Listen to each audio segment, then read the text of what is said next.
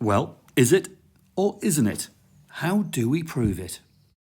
Hi, everybody. Thanks for tuning in. Today, I'm going to introduce you to a very interesting chap called Bill from America with a fascinating antique. And you know that I love stories connected to antiques. You know, some of these stories, you just couldn't make them up. And you can even write books about individual antiques. And I think this piece we're going to show you now and subsequently will be sold, you could actually make a book out of it. Now, so here he is, Bill Gain. Bill, whereabouts are you in the States? Well, I'm near St. Louis, Missouri, on the Illinois side of the Mississippi River. What a beautiful location. I do love America. I've been there many times, spent several months at a time there with antiques. It's a very special place. And you, Bill, have a very special chair. Tell us about it. Well, let me show it to you. Go on. Okay, there we go. Wow. So, I've it's seen, a child's chair. yes, it's tiny. It is tiny.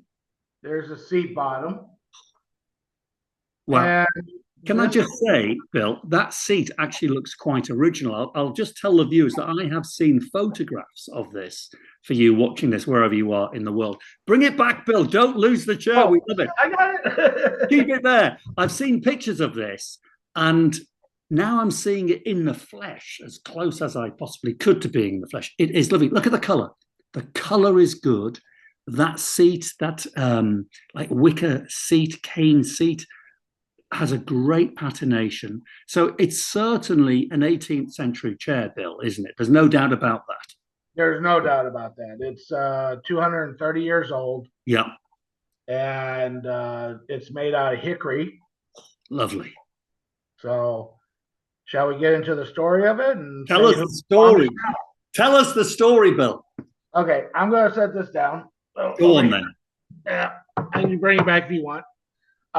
So the person this belonged to 230 years ago was Abraham Lincoln, and his mother wove the seat, and that seat is made of actually hickory wood. This is Right. all wood. This is not fabric of any kind. And his father carved the chair and put it together for him. I mean, that if that's the case, if we can prove that that chair is worth, I'm going to say, $100,000, if not more, if not Oh, if only intergalactic. it were true. This is the problem. So this story Yeah. that you tell us your family history to the chair. Tell us how you think that is the case, that the story you've just told us. Well, of course, when Abraham Lincoln was a child, nobody knew his claim to fame. They didn't know he was going to become Abe, did he? Did they? no, They didn't know. no.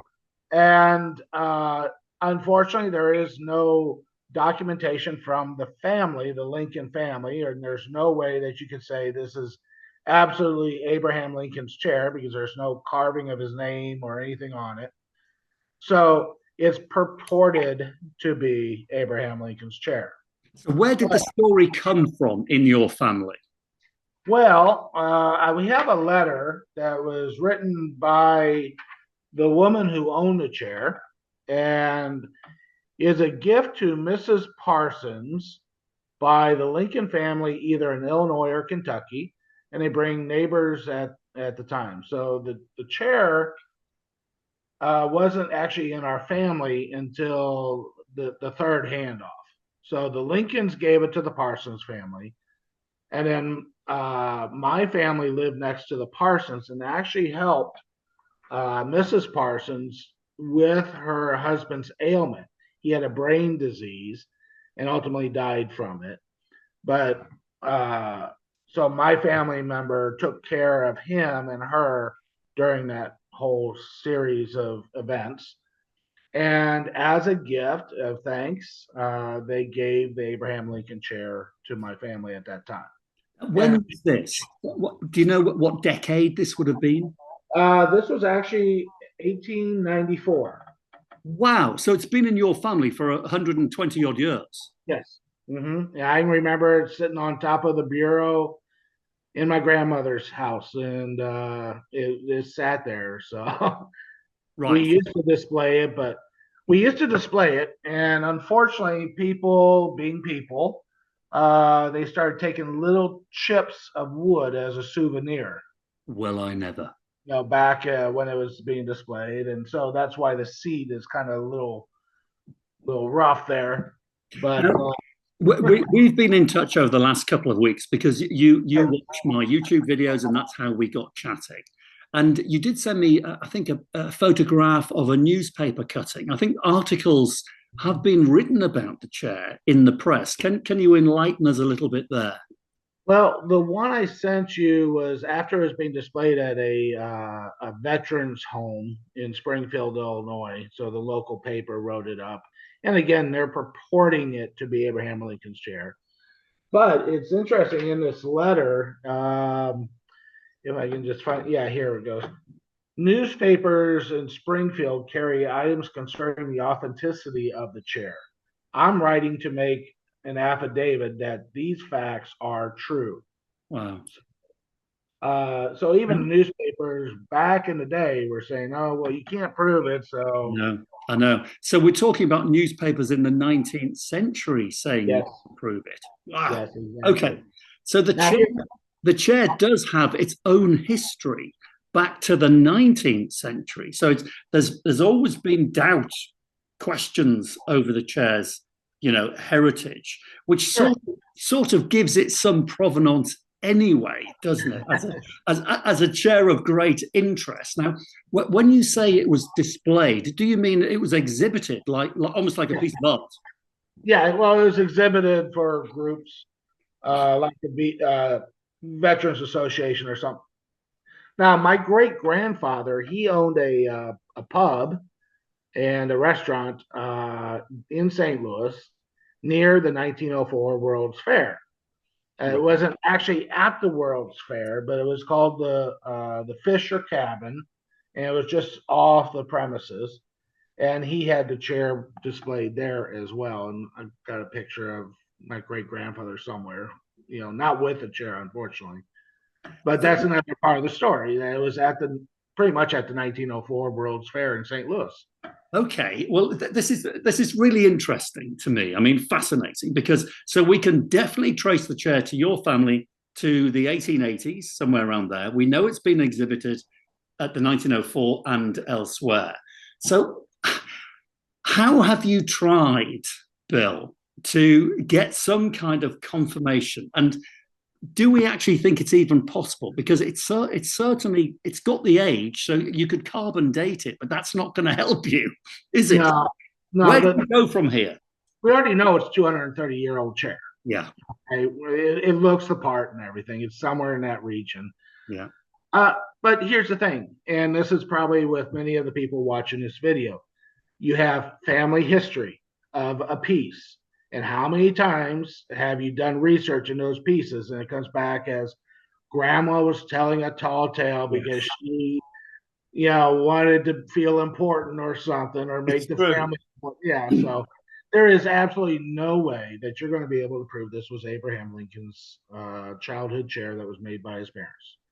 Maybe sometime in the future, when they develop technology that can prove that through some kind of advanced DNA, you The know, time machine. exactly, they can prove it, and then it'll be worth $1 million probably. But what we're going to do, I think we've agreed amongst ourselves that you're going to put it into auction in America. I am. I'm taking it over next week to the auction house, Right. and then I'll let you know when the auction is. Now, the auction house has told me that because, of course, you can't put Abraham Lincoln's name to the chair, improving it, it's probably worth a few $100.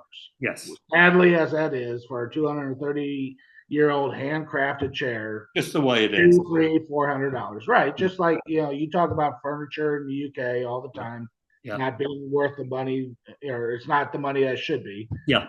Same thing with this chair.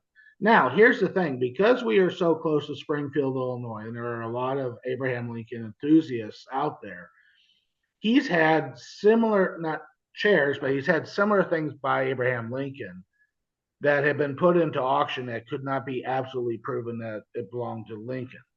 And some of those items have gone up to about $7,000. Right. So there's hope for this chair. For me, I'm just taking it as a $200 or $300 chair, and whatever else comes out of it, great. It'll be an exciting day to see what comes. Well, it will be exciting. It's interesting you say there's hope because the antiques business, really, if you could pay your mortgage on hope, you'd be absolutely fine because we're continually living in hope. But I find it such an interesting story. Tell me the name of the auction house. I don't have that handy right now. Well, don't worry, email it to me and I'll drop it in the video. So the viewers now will be seeing the auction house. I'll then put a link in the video description to the auction house. So anybody who, wants to take a punt on this chair, wants to buy a piece of potential Abraham Lincoln, memorabilia, then they can get in touch with the auction. And we'll let the viewers know later how much the chair really made. Well, David, also, I should probably just mention why I'm selling the chair. Go on, yes. Why would you sell something that's been in your family all those years? Okay. Unfortunately, sometimes families break up and, you lose that connection. And when my grandmother passed away, she was the glue that held the family together. And we're spread all throughout the United States. I have asked several of my cousins that do they want it, and they're downsizing, and their kids. Yep. I don't know their kids. I've fallen out with the cousins years and years and years ago, after grandmother passed, and I'm moving to Asia, and I can't take everything with me, so it's got to go at this point. And I think I'm about the only one in the family that had a personal interest in this chair all my life because I saw it all the time at grandma's house. Yeah. And it just fascinated me. But you know what? I think what you're doing is the right thing because you're going to give that chair a new lease of life. You're going to sell it to somebody who, may well buy it because they think it might have a connection to Lincoln, but more likely, an antique enthusiast who will cherish it, marvel at it, and care for it. And I think with your family history and everything else, we can at least date it back half of its lifetime. And that's an interesting story in itself. And the world of antiques and art is it's all about history. It's all connections to real people. And we're bringing back to life your grandfather and those before. And even, we're marveling at the craftsmanship, that hickory wood, that very peculiar American construction of that primitive construction from that time is just absolutely, to me, mind-boggling. I love American history as much as British history, and it's very intertwined. And I think this chair tells a wonderful story, Bill. And I think you're doing absolutely the right thing. I should also add, David, that I have tried to give this to Lincoln Museums in Springfield, Illinois, and in his birthplace and some other places that he lived. None of them can take it because you can't prove it's Abraham Lincoln, so it's an old chair. Yeah. So I've done everything that I can to give it back to the public in the manner it should be given. Yeah. The museums and those don't want it. So my only option really at this point is to sell it into an auction. Absolutely right. And I think it's going to be very interesting to see how much it does indeed make. And if after people watch this video, and it's very, very rare for someone to be able to buy an object in an auction and get to know the owner and its real backstory. And by watching this, they can. So I hope it does make good money. But more than anything else, I know it'll go to a good home where someone will cherish it. And I'll tell you what, if I was in the States, I'd be bidding on it, whether it was Abraham Lincoln's or not. It's just drop dead gorgeous, Bill. It really I'm is. sure they could mail it to you, David, if you won the bid. I don't trust the mailing systems these days, both here and there, I can tell you. Fair enough. But Bill, that's wonderful. Thank you so much for sharing your story. Oh, it was my pleasure, and my pleasure meeting you. I've idolized you on your TV shows and all that you've done, and the information the knowledge you've given me over the years to look at antiques and know what I'm looking at. It's been fantastic. Thank you very much. Well, Bill, let me tell you, it's absolutely my pleasure. I love doing it and I love learning all of the time, as we all do in this business. It's one of the few businesses in the world, I think, where there's just so much knowledge to take in all of the time. It's just a never-ending cycle. So thank you very much for those very kind words, and thank you for watching the videos. I really appreciate it. My pleasure. Thanks, Bill. Loads of luck. Yeah, I hope so. We'll see. Bless you.